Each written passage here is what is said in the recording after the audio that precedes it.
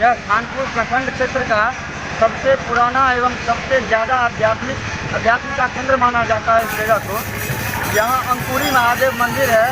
इसका इतिहास जो है तो बहुत ही पुराना है। अंग्रेज़ों के ज़माने के काल में यहाँ पर चारागाह हुआ करता था।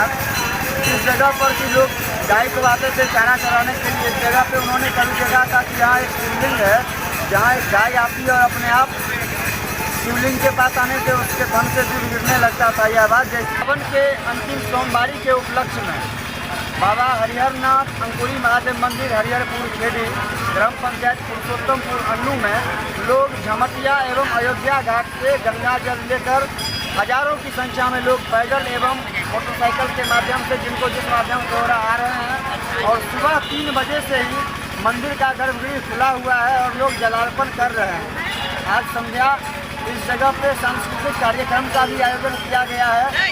साथ ही नवयुवक संघ समिति हरिहरपुर खेड़ी के द्वारा कांवड़िया भक्तों की सेवा में ठंडा पेय पदार्थ एवं प्रसाद की भी व्यवस्था की गई है। आप सभी भक्तों की सेवा में यहाँ प्राथमिक उपचार के लिए भी डॉक्टर को बिठाया गया है और कांवड़िया को किसी भी तरह का दिक्कत नहीं हो, इसके लिए नवयुवक संघ समिति हरिहरपुर खेड़ी कार्यरत है।